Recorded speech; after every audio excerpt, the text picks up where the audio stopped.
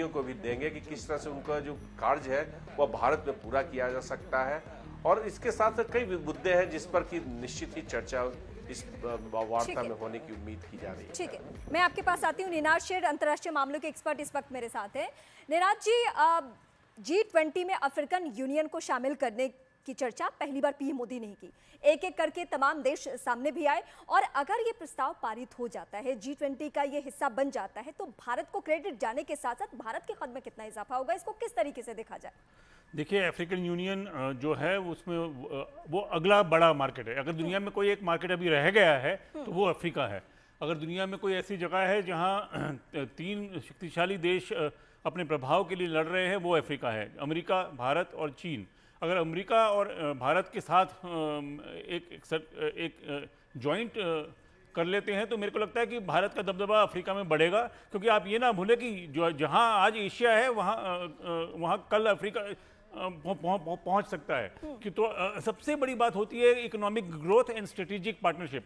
उसमें मेरे को लगता है कि भारत जिस तरह से पहल ले रहा है अफ्रीकन यूनियन की तरफ से और ग्लोबल साउथ को लीड कर रहा है, उससे एक नई तरह की दुनिया की लीडरशिप भारत की उभर सकती है और वो G20 के जरिए उभरेगी। और उसमें अमेरिका का पार्टनरशिप बहुत ज़्यादा ज़रूरी है। इसी महीने में जो बाइडेन की ये जो विजिट है वो उन दोनों को मिलकर अफ्रीका को आगे बढ़ाने में बहुत काम आ सकती है, अगर ये प्रस्ताव पारित होता है तो।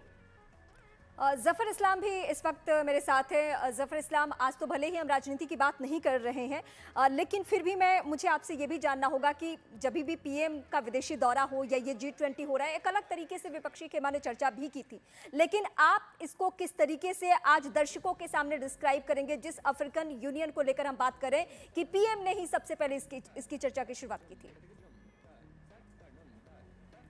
देखिए, इसके इतिहास में जाइए तो पिछली बार जो मीटिंग हुई थी उसमें अफ्रीकन यूनियन के प्रेसिडेंट जब आए और मीटिंग में उनका बड़ा जो रवैया था बड़ा तीखा था, बहुत नाराज थे, बहुत इरिटेटेड थे, इसलिए कि उनको कहीं से कोई चर्चा नहीं हुई थी अफ्रीकन यूनियन को G20 में शामिल करने की।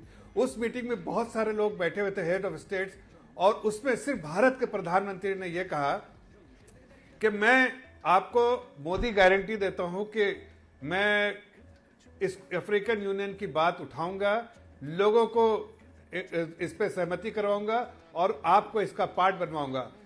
आप अफ्रीकन यूनियन के प्रेसिडेंट जिन्होंने कहा कि भाई 58 देश है इस यूनियन के, जो एक कॉन्टिनेंट में 58 देश है, उसकी अगर सदस्यता ना हो तो आप जब ग्लोबल मैप के बारे में बात करते हैं, ग्लोबल इम्पैक्ट की बात करते हैं, वो अधूरी रह जाती है। भारत के प्रधानमंत्री ने कहा ये मेरा वादा, मैं मेरी निगरानी में और मैं इसके लिए मैं अपनी लीडरशिप में इसको, हिंदुस्तान की लीडरशिप में इसको एक्सेप्ट कराऊंगा सारे देशों से। इसकी पहल भी आदरणीय प्रधानमंत्री जी ने की, सारे देशों को लेटर लिख के और उसको उनसे मनवाने की बात की। काफी हद तक ये एक सहमति बन चुकी है और एक रियलिटी जो है ये प्रस्ताव पास हो जाएगा और इसका पूरा श्रेय हम नहीं बोल रहे हैं, अफ्रीकन यूनियन के प्रेसिडेंट, आप उनकी जुबानी सुनिएगा तो उनको वो सारी बातें याद है। उन्होंने कहा भी कि शायद मैं हिंदी में जो आदरणीय प्रधानमंत्री, देश के प्रधानमंत्री, हिंदुस्तान के प्रधानमंत्री ने कहा था, लेकिन मैं अब उसको समझ सकता हूं, जब मैं बाद में जानता हूं हिंदी का इसके मतलब पूछा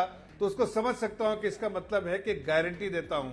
मतलब प्रधानमंत्री ने उनको गारंटी दिया, आश्वासन दिया, कमिट किया कि ये मेरा कमिटमेंट है कि मैं आपको यह कराऊंगा। आज यहां तक जो पहुंचा है अफ्रीकन यूनियन की बात पहुंची कि प्रस्ताव तक, ये पूरे तौर से ज्यादातर मुल्क सहमति जता चुके हैं, इसलिए एक रियलिटी होगी और पूरा अफ्रीकन देश इसके लिए भारत का शुक्रगुजार होगा, भारत के प्रधानमंत्री का शुक्रगुजार होगा। और इसलिए मैं कहता पहले भी जैसे कहा, इससे भारत का मान सम्मान पूरे दुनिया में और अफ्रीकन नेशन में भी बढ़ेगा।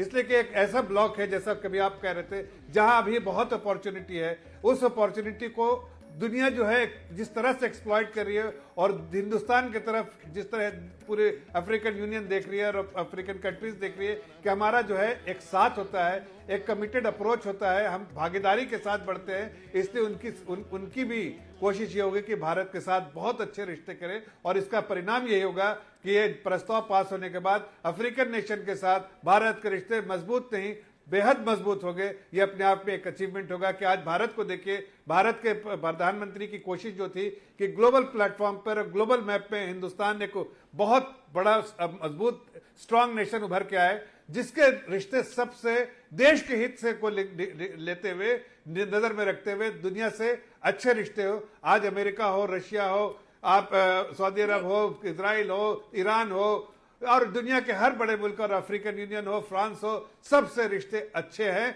इसका कारण है कि हमने अपनी कूटनीति को सीधा एक ही पॉलिसी के तौर पर रखा है कि हमें देश के हितों के कभी कॉम्प्रोमाइज नहीं करना है। इसलिए जब दो टूक जवाब देने की बात होती है तो आदरणीय प्रधानमंत्री जी कभी चूकते नहीं, दो टूक जवाब देते हैं। आज देश गर्वान्वित हो रहा है, जितना बड़ा ऐतिहासिक शिखर सम्मेलन जो हो रहा है G20 का, इससे देश सिर्फ दिल्ली में नहीं, जैसे नाम जो हुआ था दिल्ली में नहीं हुआ था, सिर्फ दिल्ली के आसपास पे पूरे देश में G20 की मीटिंग हुई है। लाखों लोग इस G20 की मीटिंग, इस शिखर सम्मेलन से पहले आ चुके हैं। 200 से ज्यादा यहाँ पर मीटिंग, 200 अलग अलग सेशंस हुए हैं।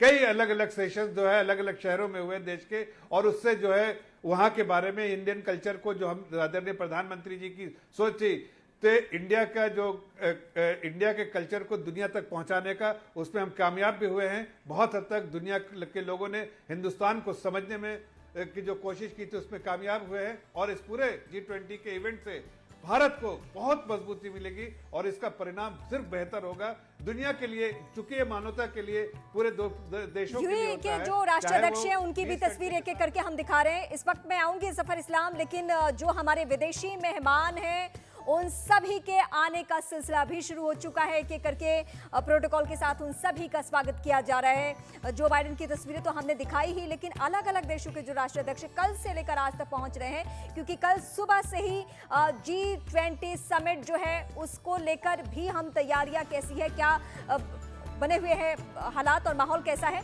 ये सब कुछ हम तस्वीरें दिखा रहे हैं। लेकिन एक बेहद खास तस्वीर भी हम आपको दिखा रहे हैं। जफर इस्लाम, आप अपनी बातें कंप्लीट कर सकते हैं।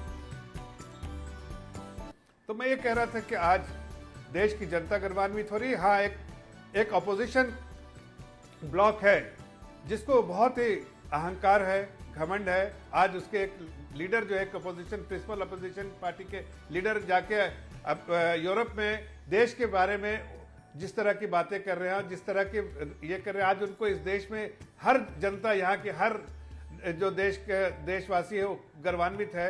देश में इतना